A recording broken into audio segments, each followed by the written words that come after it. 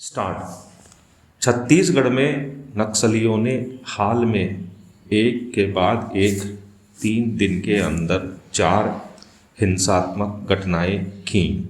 11 अप्रैल को उन्होंने Chhattisgarh special task force के एक दस्ते पर सुकमा जनपद के पिड्डमल गांव के पास घात लगाकर हमला किया और 7 जवानों को मौत के घाट उतार दिया।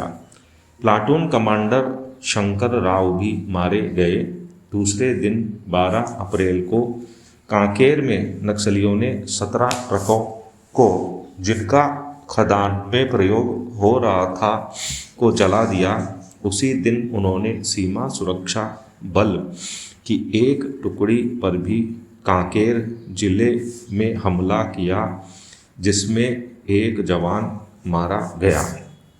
13 अप्रैल को नक्सलियों ने पुनः दंतेवाड़ा में आईईडी द्वारा छत्तीसगढ़ सशस्त्र बल की एक गाड़ी को उड़ा दिया, जिसके फलस्वरूप 5 जवान मारे गए व 7 घायल हुए।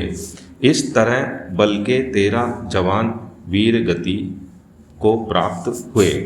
छत्तीसगढ़ पुलिस ने यह दावा किया है कि सुकमा मुठभेड़ में उन्होंने कम से कम 20 नक्सलियों को मार गिराया, परंतु पुलिस को उनमें से किसी का भी शव नहीं मिला। पुलिस के दावे में कुछ सच्चाई हो सकती है।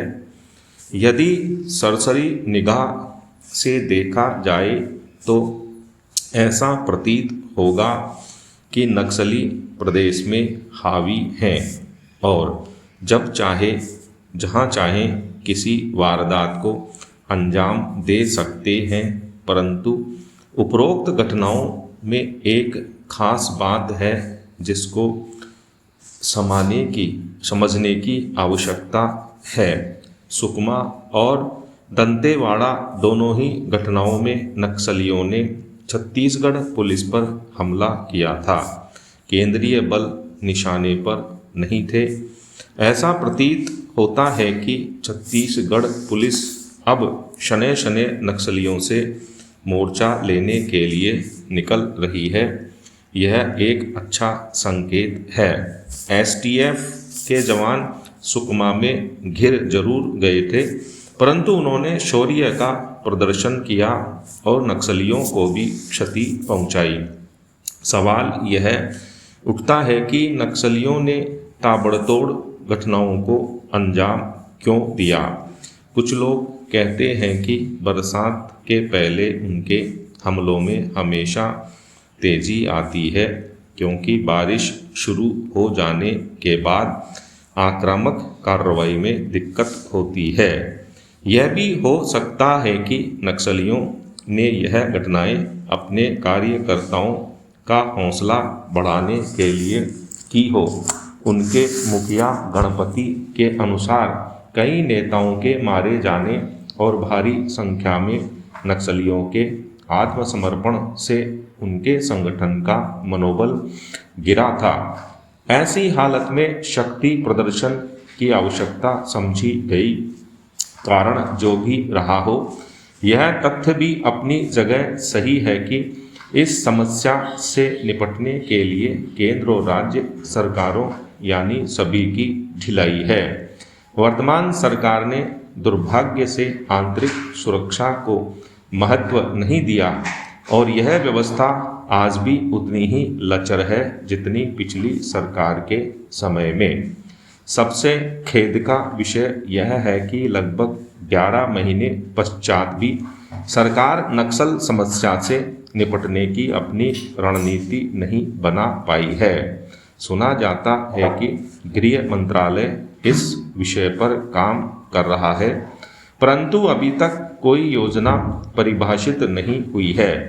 पिछली सरकार ने भी इस दिशा में किसी गहन सोच का परिचय नहीं दिया था, परंतु चिदंबरम की 3 बिंदुओं की नीति माओवादियों का सफाया करो, क्षेत्र में प्रशासनिक व्यवस्था स्थापित करो और विकास को गति दो से कुछ सकारात्मक परिणाम अवश्य मिले थे। राज्य सरकारों की कुछ ऐसी मानसिकता बन गई है कि नक्सल समस्या तो राष्ट्रीय समस्या है, इसलिए इसका निदान भी भारत सरकार को ही ढूंढना होगा और नक्सलियों से लड़ने की जिम्मेदारी भी केंद्रीय बलों की ही है। यह सोच बदलनी होगी। राज्य सरकारों को यह समझना पड़ेगा कि यह उनकी लड़ाई है और इसमें राज्य पुलिस को ही आगे बढ़कर नक्सलियों से लोहा लेना होगा। केंद्रीय बल केवल उनकी सहायता के लिए हैं। जब तक यह स्थिति नहीं होगी, हम नक्सल समस्या पर नियंत्रण नहीं पा सकेंगे। राज्य सरकारों को यह भी सुनिश्चित करना होगा कि सभी प्रशासनिक विभाग, विशेष तौर से राजस्व और वन विभाग को इस समस्या से निपटने में अपना योगदान देना होगा। पुलिस अकेले इस समस्या से नहीं लड़ सकती। दुर्भाग्य से जिन क्षेत्रों से पुलिस और केंद्रीय बल नक्सलियों को खदेड़ देते हैं, वहाँ प्रशासनिक व्यवस्था नहीं स्थापित होती। इसके फलस्वरूप कुछ समय पश्चात नक्सली वहाँ अपना वर्चस्व पुनः स्थापित कर लेते हैं। छत्तीसगढ़ में मुख्यमंत्री को सख्ती भी दिखानी पड़ेगी। वह एक सज्जन व्यक्ति हैं और अधिकारी उनका शराफत का फायदा उठाते हैं। करीब 3 वर्ष पहले मैंने उन्हें एक सुझाव दिया था कि प्रदेश में नक्सलियों के विरुद्ध जो अभियान चल रहा है उसका वह ऑडिट कराएं, ताकि जो कमियां या कमजोरियां हैं उनको दूर किया जा सके। मुख्यमंत्री महोदय राजी हो गए थे, परंतु उनके अधिकारियों ने इस प्रस्ताव को आगे बढ़ने नहीं दिया। अधिकारियों को डर था कि यदि ऑडिट हुआ तो उनकी अकर्मण्यता और भ्रष्टाचार का पर्दाफाश हो जाएगा। रमन सिंह को ममता बनर्जी से भी कुछ सीखना होगा। पश्चिम बंगाल में भी नक्सलियों से निपटने में ढिलाई थी, परंतु ममता बनर्जी ने जब ठान लिया कि जंगल महल से उनका सफाया करना है तो सफाया हो भी गया।